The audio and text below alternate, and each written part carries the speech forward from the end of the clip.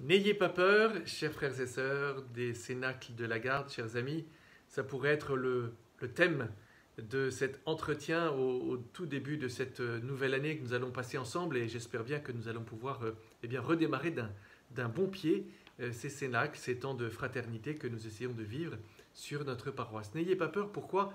Parce que c'est un thème qui est profondément lié à l'époque que nous sommes en train de traverser. Vous aurez évidemment vous-même deviné, celui de cette fameuse épidémie du Covid-21.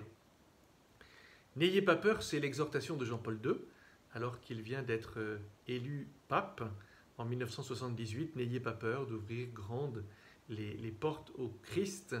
Ansi spalancate les porte a Cristo. Ouvrez grandes, brisez les portes pour que le Christ puisse entrer dans votre vie, dans la vie des sociétés, dans la vie des familles. C'est vraiment quelque chose qui nous rejoint chacun d'entre nous. Et puis évidemment, c'est un thème biblique. Combien de fois on compte dans l'Évangile et dans la Bible en général le « n'ayez pas peur ». N'ayez pas peur, c'est Jésus qui le dit bien sûr aux apôtres, il le dit à la fin de cet épisode de la Transfiguration, bien encore devant la pêche miraculeuse, et encore dans ce texte où Jésus rejoint les apôtres en marchant sur l'eau. Mais il y a aussi des « n'ayez pas peur » dans l'évangile de l'enfance. Les évangiles s'ouvrent sur ces pages où les anges disent alors à Zacharie d'abord « N'aie pas peur Zacharie » alors qu'il est en train d'offrir le sacrifice dans le temple. « N'aie pas peur Joseph de prendre Marie ton épouse. N'aie pas peur Marie, car l'enfant qui a été conçu en toi vient de l'Esprit Saint. N'ayez pas peur au berger le jour de Noël. Un sauveur vous est né, je vous annonce une grande joie. Aujourd'hui, vous est né un sauveur. » Donc vous voyez que ces n'ayez pas peur, ils reviennent dans l'Évangile extrêmement fréquemment. Dans le contexte actuel, évidemment que cette invitation s'applique parfaitement. N'ayez pas peur de cette époque, de ce temps un peu troublé, un peu étrange. Et c'est vrai que nous avons du mal à nous y retrouver. Un temps d'épidémie, un temps de confinement, un temps de contagion, un temps de trouble dans le climat, dans les intempéries, les incendies, les inondations, maintenant que nous arrivons à l'automne, en tout cas sous nos latitudes. On sent bien qu'il y a un climat anxiogène, un climat de... Quelques-uns vont même jusqu'à parler de fin du monde, d'apocalypse. Et au fond, qu'est-ce que c'est que la peur ? Eh bien, tout simplement, la peur, c'est d'abord ce qu'on appelle une passion, en tout cas dans la vie morale. Une passion, c'est une réaction psychophysique qui naît face à un bien ou un mal présent ou absent. Autrement dit, les passions, dans notre fonctionnement normal, sont le signe que nous sommes vivants, que nous ne sommes pas simplement des machines, des robots.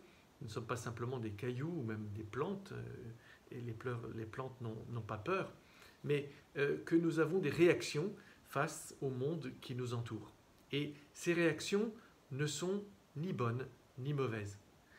Il y en a, en général, on a un catalogue de 11 passions, l'amour et la haine, la joie ou la tristesse, l'envie ou la crainte, la colère, tout ça, ce sont des passions, vous voyez, qui naissent un petit peu spontanément, ce sont les premiers mouvements, les sentiments, c'est ce que l'on ressent.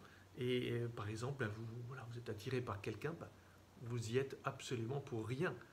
Ou au contraire, il y a un sentiment de répulsion, là aussi, ou bien un sentiment de tristesse, ou bien un sentiment, vous voyez, de joie. Ça aussi sont des réactions premières que nous ne maîtrisons pas. La vie morale, elle commence lorsque nous assumons ces passions et que nous en faisons des actes volontaires. Nous repoussons ce qui est mauvais pour nous et au contraire, nous cultivons ce qui doit être cultivé. Alors, la peur, une passion donc, face à un mal qui est difficile à éviter. Donc il y a quelque chose qui se profile et sans doute qu'on va y passer. Alors attention que ce n'est pas forcément la mort, mais quelque chose qui est mauvais pour nous et qui va à coup sûr arriver. Donc ça engendre chez nous de la peur. Cette réaction, vous voyez, elle n'est ni bonne ni mauvaise. Qu'est-ce qu'on va en faire ?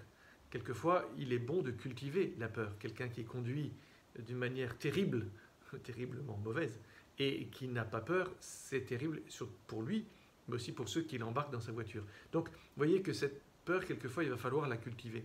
Mais au fond, comment est-ce qu'on assume ce sentiment? Qu'est-ce que nous faisons de cette peur? De quoi ou de qui devons-nous avoir peur? Et c'est vrai que Jésus dit, ne craignez pas ceux qui ne peuvent pas tuer l'âme, ne craignez pas ceux qui peuvent tuer le corps, mais au contraire ceux qui peuvent tuer l'âme. À quoi sert à l'homme de gagner l'univers s'il vient à perdre son âme? Qu'est-ce qu'il peut donner à la place de son âme? Donc, de quoi il faut avoir peur? Aujourd'hui, vous voyez, on semble nous dire que quand on aime quelqu'un, il faut s'éloigner de lui, il faut presque en avoir peur. Et du coup, en nous, c'est une injonction un peu paradoxale. Comment est-ce que je fais pour aimer quelqu'un et en même temps, j'en ai peur? Vous voyez, c'est difficile. Si vous aimez vos proches, éloignez-vous d'eux. Comment est-ce qu'on peut aimer quelqu'un qui nous est proche en étant loin de lui? Ou en mettant de la distance entre nous? Distance, évidemment, on pense aux distanciations sociales qui nous sont imposées. Un peu, vous voyez, comme si on nous disait, aujourd'hui, il ne faut pas cultiver la communauté, un lien qui nous unit, mais au contraire, cultiver l'immunité, c'est-à-dire, c'est refuser le lien qui peut nous unir et cultiver le réflexe simplement de la sécurité sanitaire. Évidemment, il ne s'agit pas de dire et d'être inconscient, de dire il n'y a pas d'épidémie, il y a une épidémie. Et il ne s'agit pas de dire faisons comme s'il n'y en avait pas et soyons complètement inconscients. Non, ce n'est pas du tout mon propos. En revanche, il semble, et d'ailleurs j'emprunte ces quelques réflexions à Martin Stephens, qui était venu l'an dernier nous parler de la méditation, je ne sais pas si vous vous rappelez, et il dit, mais au fond, la relation, elle implique souvent, et quasiment toujours, un risque. C'est difficile et c'est risqué d'entrer en relation avec les autres. Donc, vous voyez, peut-être qu'on peut choisir la relation à la sécurité. En tout cas, il faut voir comment s'adapter à la réalité pour aimer les autres sans mettre forcément des barrières absolument infranchissables. D'ailleurs, le Christ nous demande d'aimer les autres, non pas en nous éloignant d'eux, mais en nous rapprochant d'eux. Le Christ n'hésite pas à toucher, à toucher le malade.